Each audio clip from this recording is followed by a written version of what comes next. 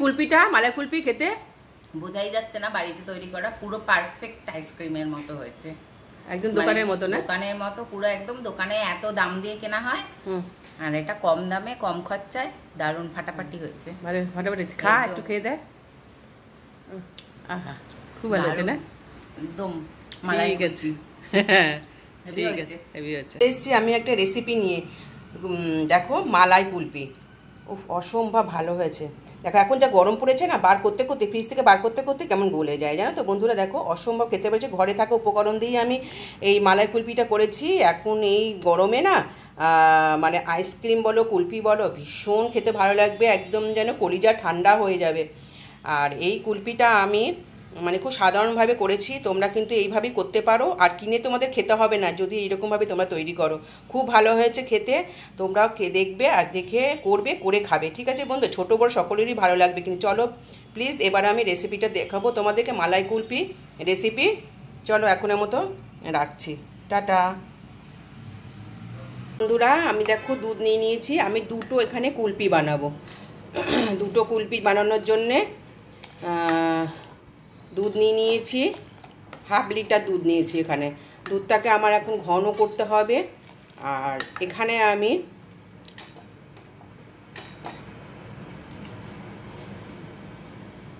তিন চামচ চিনি দিয়ে দিচ্ছি বন্ধুরা।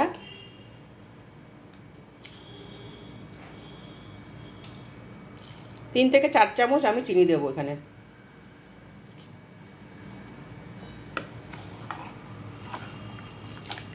আর তোমাদের বলেইছি যে আমি গুঁড়ো দুধে এই কুলপিটা বানাবো। আর দেখো এখানে আমি গুঁড়ো দুধ নিয়ে নিয়েছি 10 চামচের মতন। এখন আমি গরম জলে একটু সামান্য গরম জল দিয়ে একটু গুলে নেব। এই দুধটা দিয়েও গুলে নিতে পারতাম, কিন্তু একটু মানে জল দিলাম।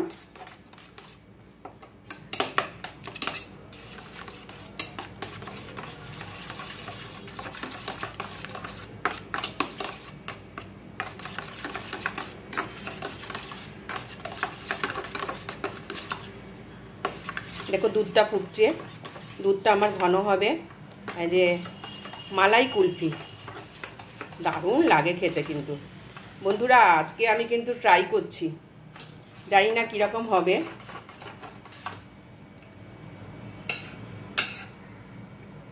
এইবারে আমি এই দুধটা দিয়ে দিচ্ছি। মালাই কুলফি যেহেতু করছি সেই জন্য আমি গুঁড়ো দুধটা একটু বেশি দিলাম। এর সাথে সাথে আমার চিনিটাও গুলে যাচ্ছে। দেখো দুধটা ঘন হবে।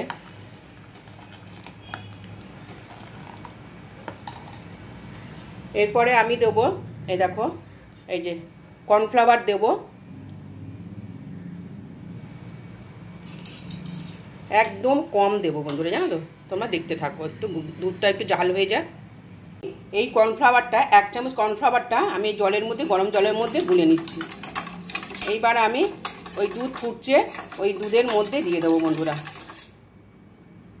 খুব অল্প করে দিলাম যেহেতু আমার দুটো মালাই হবে, মালাই কুলপি। এবার এটাকে আমি ঘন করে নেব। এর ভেতরে আমি আরও কিছু দেব। এই দেখো এখানে হচ্ছে এলাচ আর এখানে কাজু বাদাম। এলাচ গুঁড়ো যেহেতু আমার ঘরে নেই সেহেতু আমি এলাচটাকে গুঁড়ো করে নিয়েছি, কিন্তু এখানে যে খোসাটা দেখছো এই খোসাটা আমি দেব না।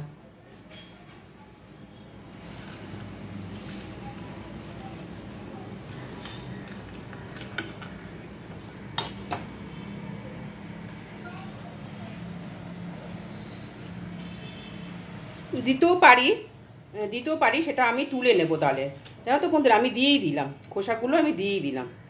আর এবারে আমি এখানে যে কাজু বাদামগুলো আমি কুচো করে রেখেছি এই কাজু বাদামগুলো দিয়ে দিচ্ছি। জানি না খেতে কেমন হবে, এই প্রথমবার করছি আমি।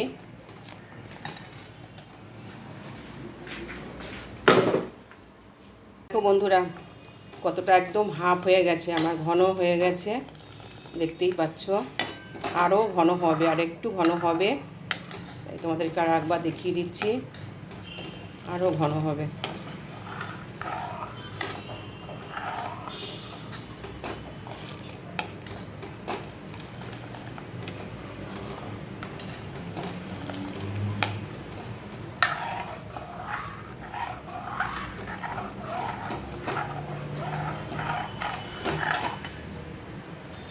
আমার দেখো দুধটা একদম ঘন হয়ে গেছে। এইবার আমি ঠান্ডা করে নেব, একদম ঠান্ডা করে নিয়ে তারপরে আমি ডিপ ফ্রিজে রেখে দেবো 12 থেকে 13 ঘন্টা। 12 থেকে 13 ঘন্টা আমি ফ্রিজে রেখে দেবো। তারপরে তোমাদেরকে আমি দেখিয়ে দেবো মালাই কুলফি কেমন হলো। ঠিক আছে বন্ধুরা, দেখো একদম ঘন হয়ে গেছে। আমি ঠান্ডা করে তারপরে আবার আসবো। কি সুন্দর কালারটা এসছে, একদম ঘন হয়ে গেছে। এখন আমি এই পট আমি কিনে নিয়ে এসেছি, চারধারে পড়ে যাচ্ছে বন্ধুরা। ক্যামেরাটা তো আমার নিজের হাতে, তো মানে হয় না একা একা ক্যামেরা ধরে। মালাই কুলফি গন্ধটা কিন্তু সুন্দর বেরিয়েছে, অসাধারণ।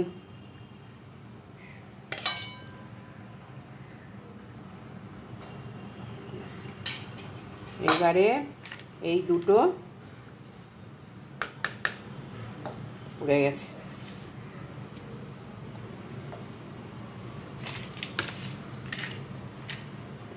এরকম দিয়ে আটকে দেবো। ঠিক আছে বন্ধুরা, এইটা আমি এবারে ডিপ ফ্রিজে রেখে দেবো 12-13 ঘন্টা। তারপর তোমাদের সামনে আবার ফিরে আসবো। 12 ঘন্টা পরে আমি চলে এসেছি একদম মালাই কুলফি। দেখো তোমাদের সামনে আমি খুলে দেখাবো। এই দেখো কত সুন্দর হয়েছে, আমি খুলে দেখিয়ে দিলাম কত সুন্দর দেখতে হয়েছে। এই দেখো সবকটা খুলে আমি দেখাচ্ছি। এই দেখো অসম্ভব দেখতে সুন্দর হয়েছে, তোমাদেরকে দেখিয়ে দিলাম। এই দেখো